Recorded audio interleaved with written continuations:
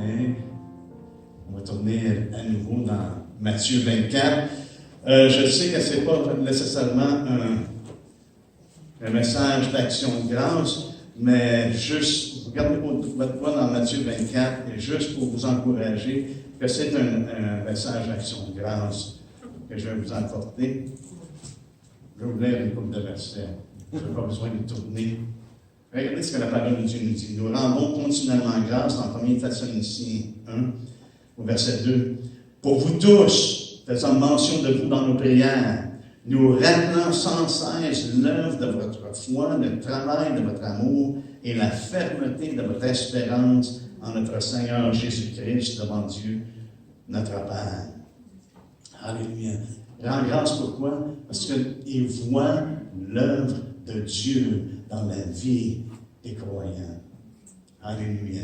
Un petit peu plus loin, au chapitre 3, pratiquement, il redit des choses semblables, au verset 8, chapitre 3, il dit « Car maintenant nous vivons parce que vous demeurez fermes dans la foi.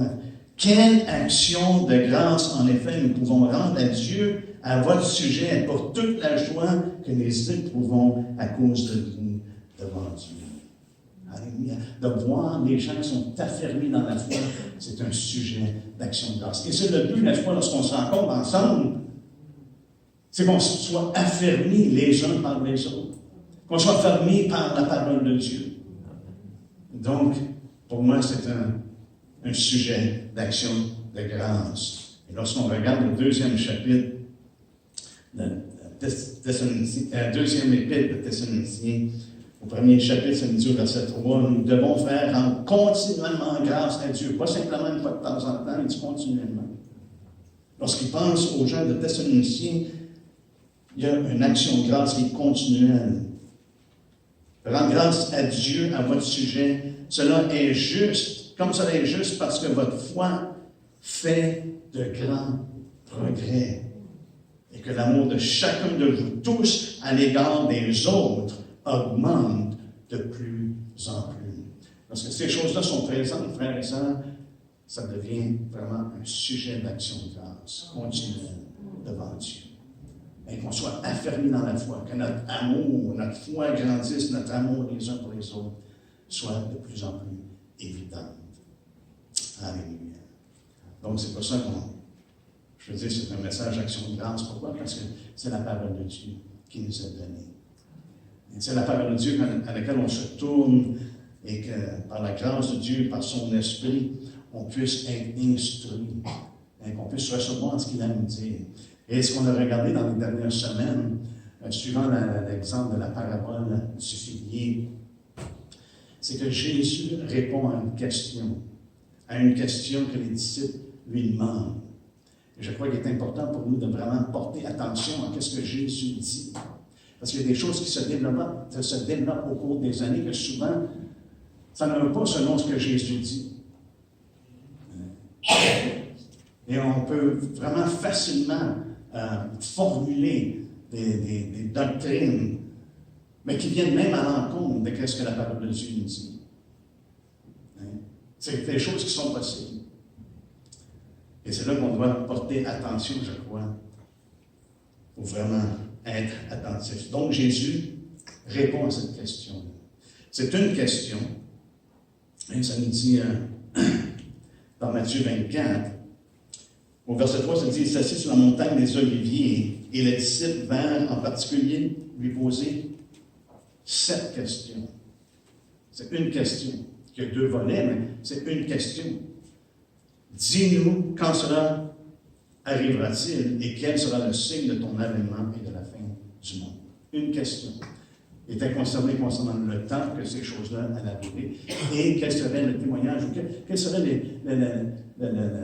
le signe.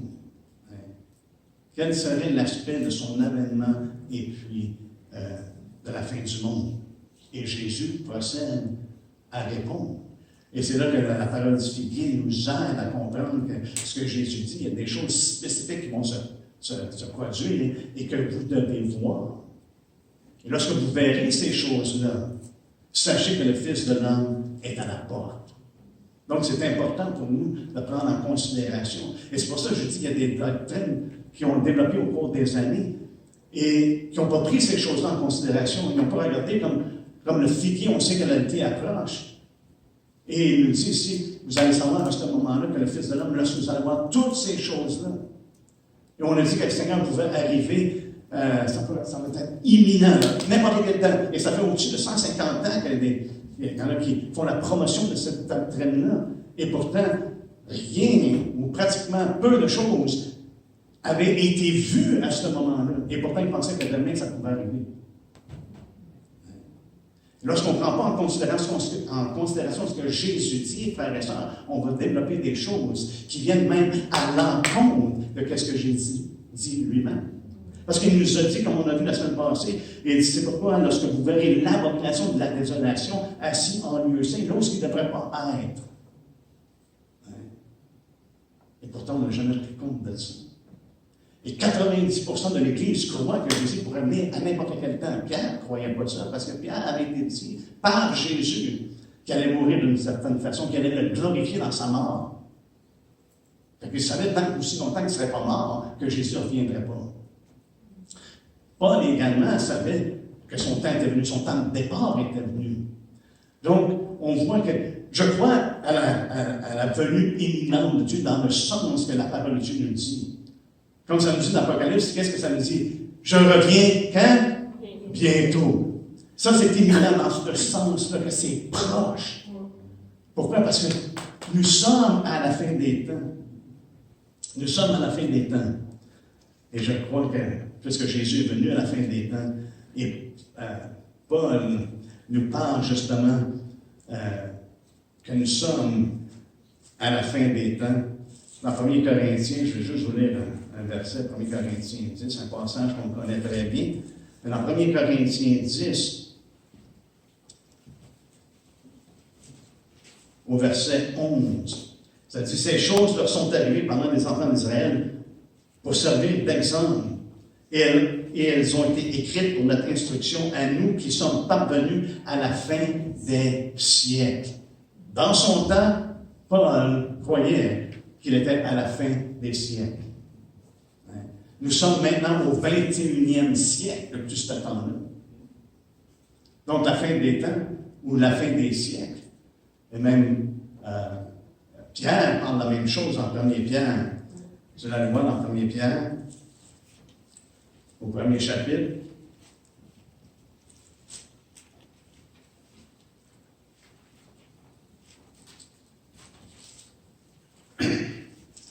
Ça nous dit au verset 19, on n'a pas été racheté, n'est-ce pas, par la vaine manière de vivre, par l'argent et l'or. Au verset 19, ça dit, mais par le sang précieux de Christ, c'est ce qu'on a célébré ce matin, comme d'un agneau sans défaut et sans tache, prédestiné avant la fondation du monde, et fut manifesté à la fin de quoi? Des temps. Dans le temps de Pierre, la fin des temps. Paul parle de la fin des siècles. On sait que dans l'Hébreu, ça nous dit que Jésus est venu dans les derniers jours. Donc, Jésus va le révéler dans Matthieu 24, l'importance de vraiment porter attention à ce qu'il dit. Qu'est-ce qu'il dit? Et ne pas se façonner des choses, frères et sœurs, qui viennent, c'est directement à l'encontre de la parole de Dieu. C'est ça qui est triste. Et pourtant, on adhère à ces choses-là. Ce matin, je vous demande votre patience, mais il va falloir que je coupe ce cours, parce qu'on déjà on avance beaucoup. Et puis, le temps avance. Mais j'aimerais vraiment qu'on regarde, qu'on porte attention à ce que la parole de Dieu nous dit. Aujourd'hui, lorsque je parle aux chrétiens, savez-vous que la plupart des gens regardent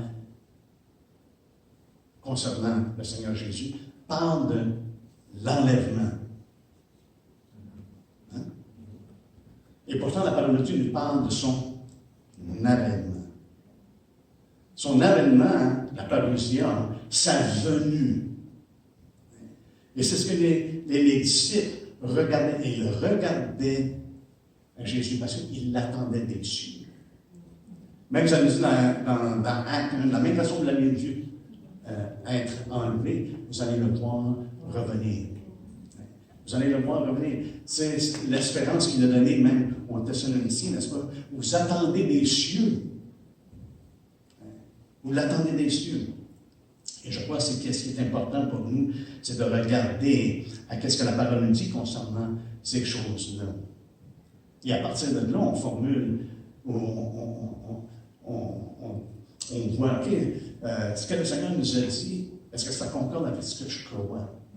Est-ce que je tire de la parole de Dieu ce qui en ressort ou j'impose ma compréhension des choses dans la parole de Dieu? Et je crois que, personnellement, c'est ce qui est arrivé spécialement concernant la fin des temps. Maintenant, on est rendu combien de personnes connaissent des gens ou qui ont entendu dire que l'enlèvement a eu lieu dans le passé? Combien de fois de gens ont placé des dates qui est complètement à l'encontre de la parole de Dieu? Et pourtant, les gens le font pareil. Ça dit, nul ne connaît l'heure, le jour. Et pourtant, les gens pensent qu'ils sont venus à une révélation qui peuvent mettre une date, même si ça vient à l'encontre de la parole de Dieu. C'est pour ça que je vous dis, il est possible d'aller à l'encontre de la parole de Dieu, de se convaincre d'aller à l'encontre de la parole de Dieu et de croire que ces choses-là sont vraies.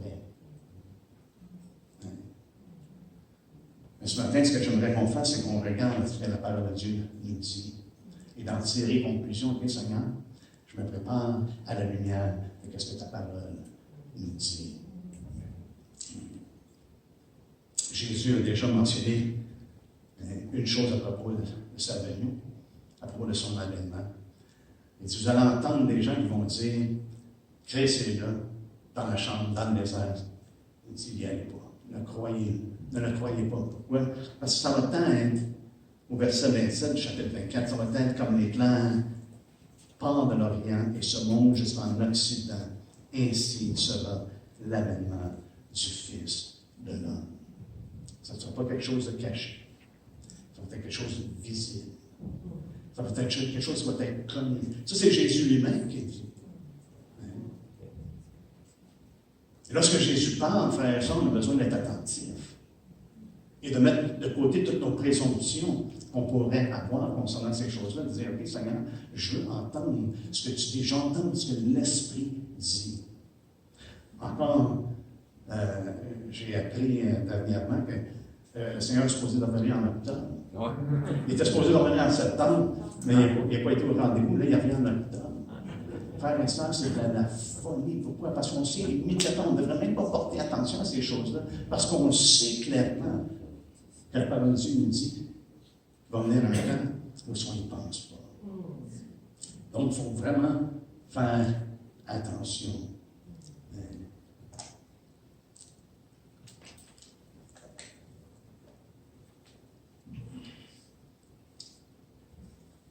Donc, le Seigneur nous parle que sa venue va être, comme il l'a dit au verset 29, aussitôt après ces jours de détresse. Il nous met en garde. On a vu ça, je ne veux pas tout répéter ce qu'on avait regardé dans les 3-4 dernières semaines. Mais il nous met en garde. Il y a des choses que nous allons voir. Et suite à ce qu'il dit qu'on allait voir concernant l'abomination de désolation, il dit, suite à ça, il va y avoir une détresse qu'on n'en a jamais vue auparavant. Les jours de Noé ne vont pas lire à comparer de la détresse qui est à venir. Parce qu'il n'y en a jamais eu auparavant, il n'y en aura jamais par la suite.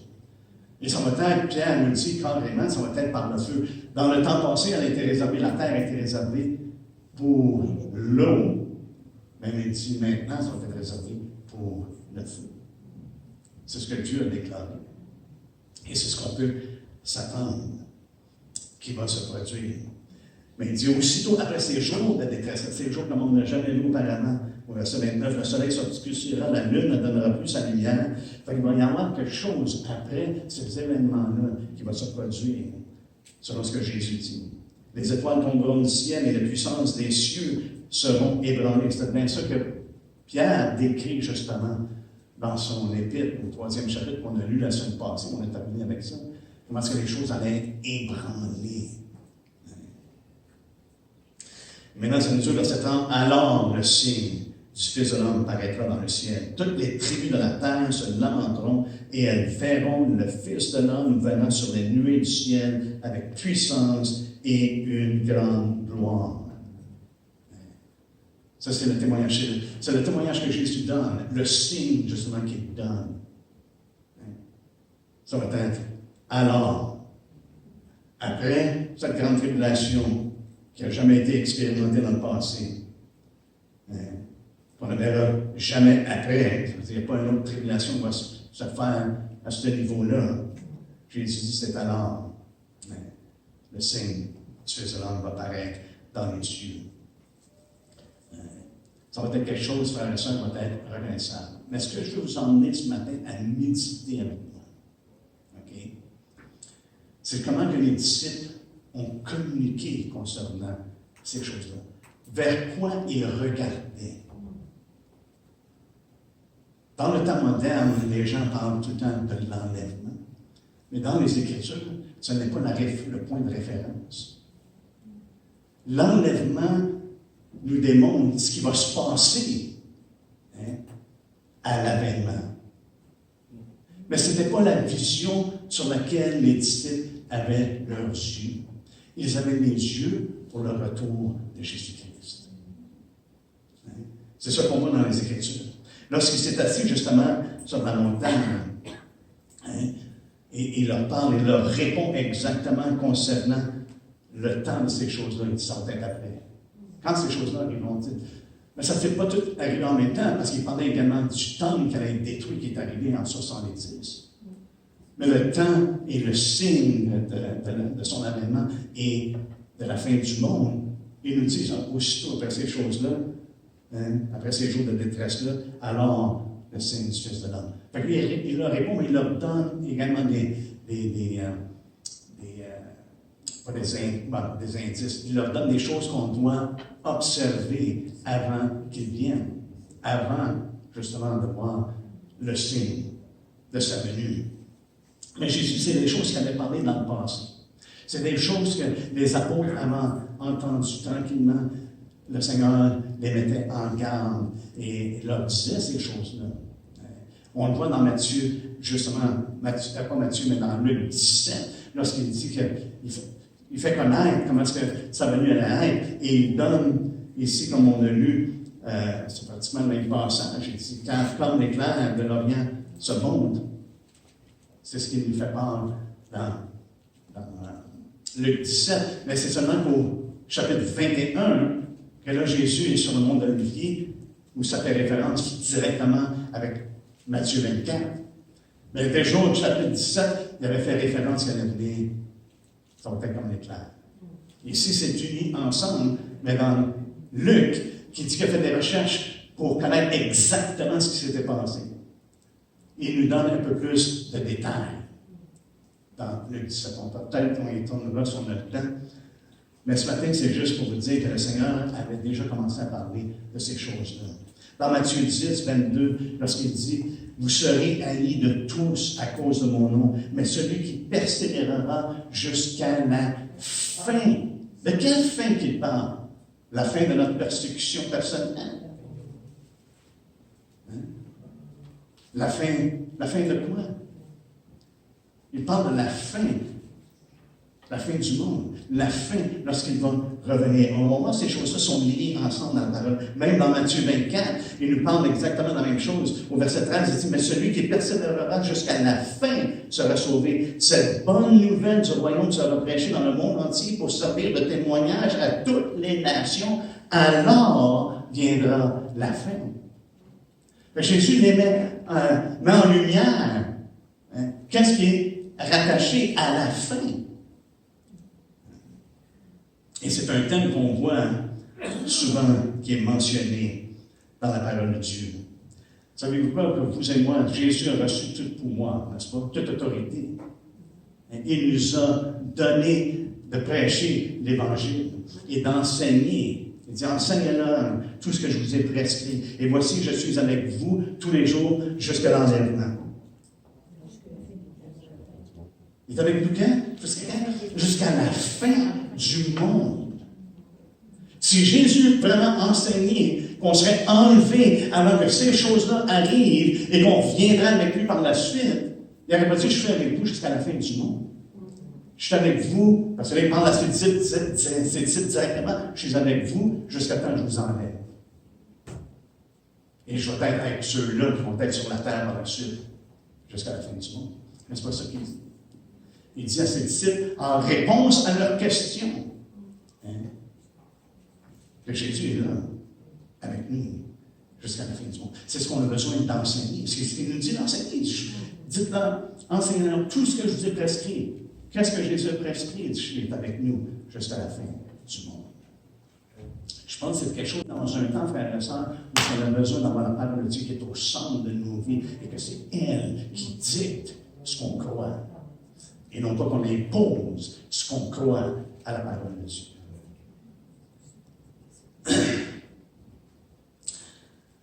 Une autre chose qu'on voit qui est rattachée avec la fin du monde, c'est dans Jean 21.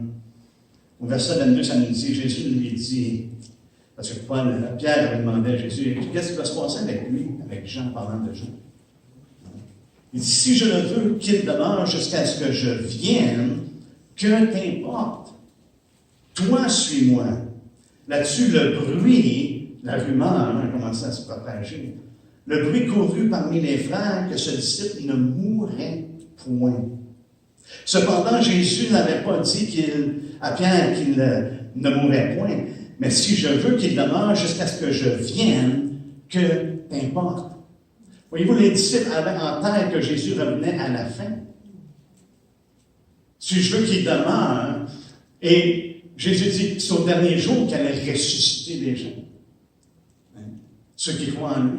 Mais si je veux qu'il demeure jusqu'à ce que je vienne, et que les disciples comprenaient fort bien que c'était la résurrection dont il parlait. Si je veux qu'il demeure point, là, les gens disent, il ne mourra pas. Parce que même que Jésus revienne, il n'y en a plus de mort. Pour ceux qui sont en Christ. Parce que tous revivront en Jésus-Christ. Et pour ceux qui questionnaient, allez avec moi dans l'Apocalypse. C'est là où on va tourner. Dans l'Apocalypse.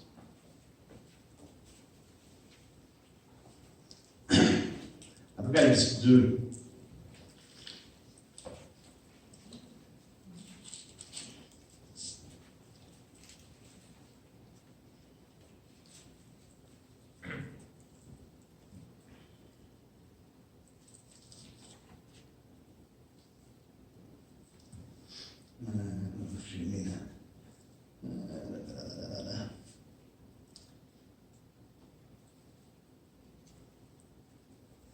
Au verset 25.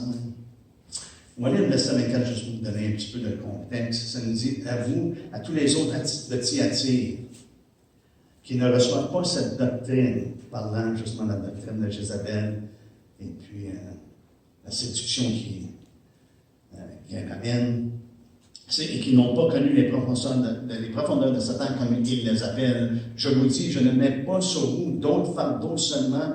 Ce que vous avez, retenez-le jusqu'à ce que je vienne. Okay?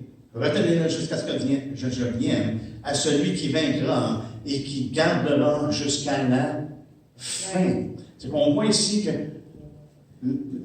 le temps qui vient et la fin sont associés ensemble. Il dit, gardez ces choses-là jusqu'à ce que je vienne, à celui qui vaincra et qui gardera jusqu'à la fin mes œuvres. Je donnerai autorité sur les nations. C'est juste pour vous montrer que le Seigneur lui-même, lorsqu'il parle, il dit, mais ce que je vienne, vous le gardez, et puis celui va retenir ces choses-là jusqu'à la fin. Juste un peu le contexte dans lequel il parle. Et même quand il parle dans les paraboles, frères et sœurs, lorsque Jésus parle dans les paraboles, il parle dans les termes de la fin. Comme José m'a mentionné, les 10 serviteurs ils ont reçu chacun leur part, et le Seigneur leur dit, faites-le valoir jusqu'à ce que je revienne. C'est une parabole, justement, qui nous démontre que c'est lorsqu'il revient qu'on doit donner compte, rendre compte, justement, au Seigneur. Pour dire que les apôtres avaient souvent entendu parler le Seigneur, justement, de ces choses-là, dans Matthieu 13, il donne des paraboles, justement, concernant la fin des temps, la fin du monde. Dans Matthieu 13, on ne prendra pas le temps de lire tout ce qui est écrit à ce sujet-là, mais on connaît la parabole du blé de l'ivraie.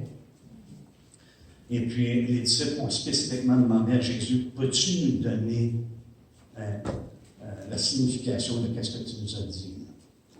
C'est à partir du verset 36, dans Matthieu 13, ça nous dit, alors, il renvoya la foule et entra dans la maison. Ses disciples s'approchèrent de lui et dirent, explique-nous la parabole de l'ivraie du champ. Il répondit, celui qui sème la bonne semence, c'est le Fils de l'homme. Le champ, c'est le monde. La bonne semence, ce sont les fils du royaume. L'ivraie, ce sont les fils du malin. L'ennemi qui l'a semé, c'est le diable. La moisson, c'est la fin du monde.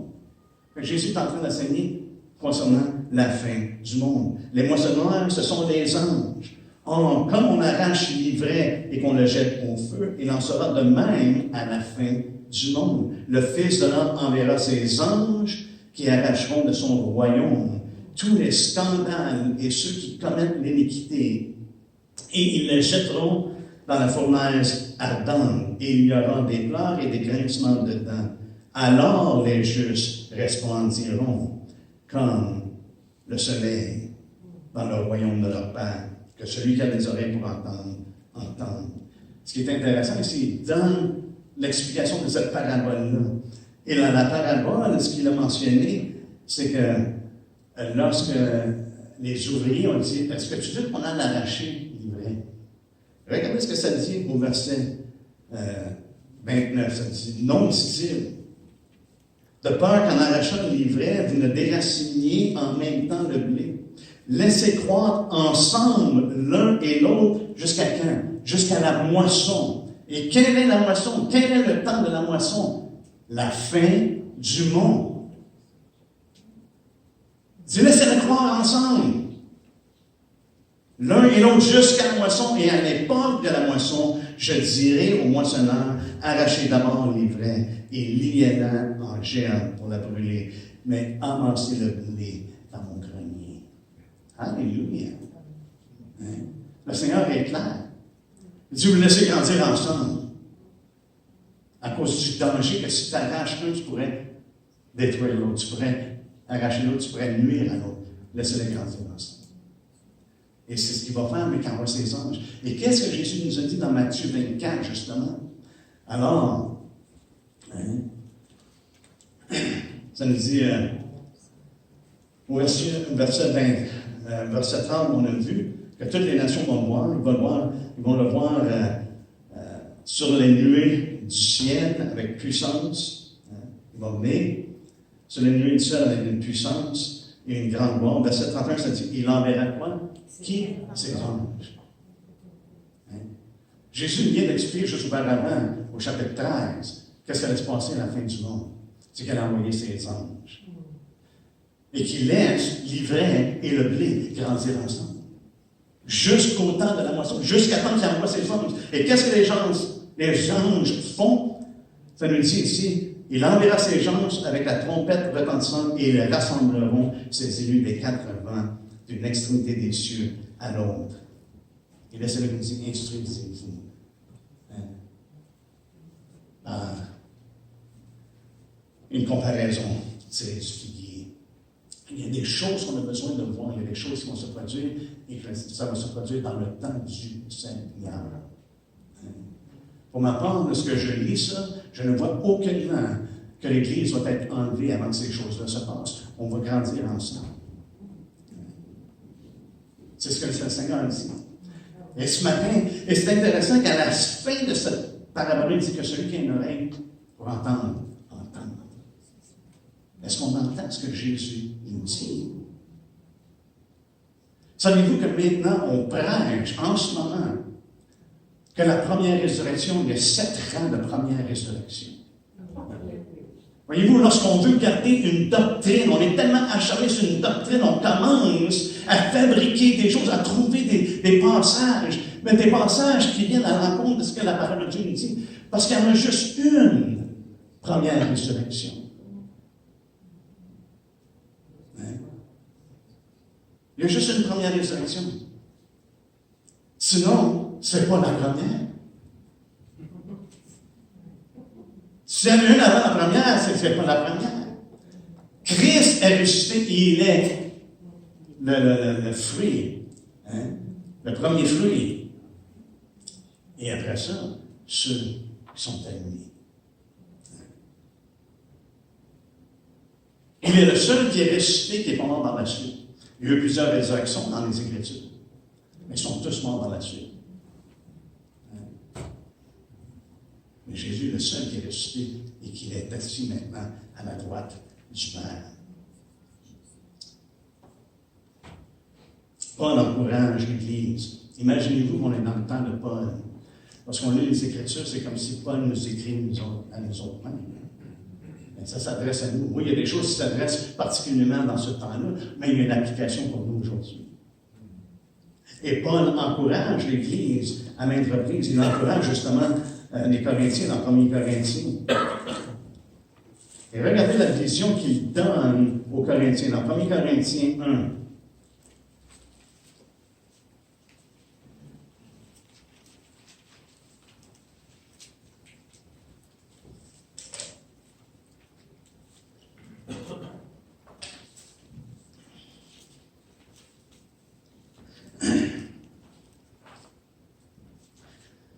Paul reconnaît que les Corinthiens ont vraiment été nés de l'Esprit. Les dons sont évidents. Il y a un témoignage de Christ qui est établi dans cette Église-là. Il ne manque aucun don, selon ce que Paul nous dit. Regardez, ça dit au verset 7, de sorte qu'il ne vous manque aucun don dans l'attente où vous êtes de la manifestation de notre Seigneur Jésus-Christ. La manifestation de notre Seigneur Jésus-Christ. Paul dit à titre, justement, concernant la bienheureuse espérance et la manifestation de la gloire de Dieu. Ici, il dit, il ne vous manque rien dans l'attente où vous êtes à la manifestation de notre Seigneur Jésus-Christ. Il vous affermira aussi jusqu'à quand? Jusqu'à la fin. On voit que la fin, c'est la moisson. C'est la fin du monde. Il dit, il va vous affermir jusqu'à la fin. C'est intéressant comme Paul a dit, il va vous affermir jusqu'à temps qu'il vienne chercher l'Église. Voyez-vous, parce que dans les Écritures, à part de 1 Thessaloniciens 4, qui décrit ce qui va arriver à l'avènement, c'est toujours le but, c'est toujours la fin. C'est la fin, c'est l'avènement du Seigneur Jésus-Christ. On l'attend sur les nuées. C'est ce qu'il nous démontre continuellement. Et c'est pour ça que je vous demande votre patience ce matin, juste pour qu'on voit à quel point que Paul met cette emphase-là. Regardez, il dit jusqu'à la fin, pour que vous soyez irréprochables au jour de notre Seigneur Jésus-Christ.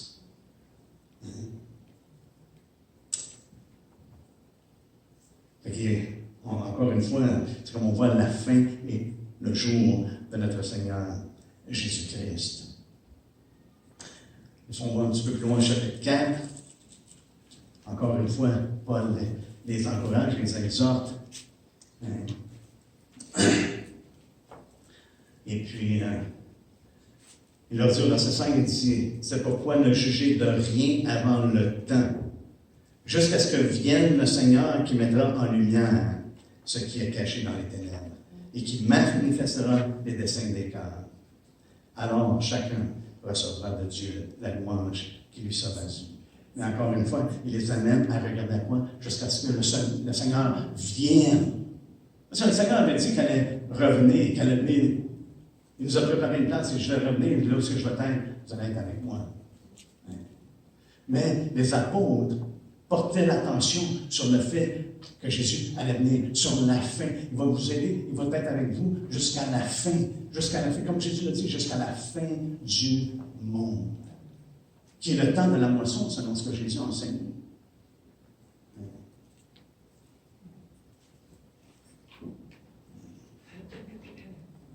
Et même ce matin, on a célébré la communion, n'est-ce pas, la Sainte Seine. Et qu'est-ce que ça nous dit justement dans Corinthiens concernant la Sainte Seine? On est dans Corinthiens, au chapitre 11. Au verset 25, ça nous dit, de même, après avoir soupé, il prit la coupe et dit, cette coupe est la nouvelle alliance en mon sang. Faites ceci en mémoire de moi toutes les fois que vous en boirez. Car toutes les fois que vous mangez ce pain et que vous buvez cette coupe, vous annoncez la mort du Seigneur jusqu'à ce qu'il vienne. Il faut faire ça, se réunir ensemble et de partager le pain et la coupe jusqu'à ce qu'il vienne. Je pense que c'est une chose qui est importante. Même Jésus a dit, dans Luc 22, allons voir dans Luc 22 ce que Jésus dit concernant ce qui allait se produire concernant la Sainte Seine.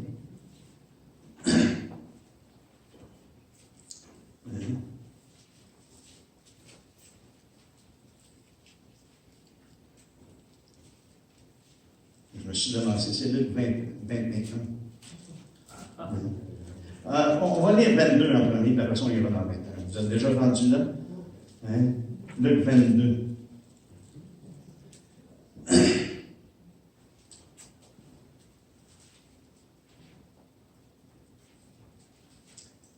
C'est le verset,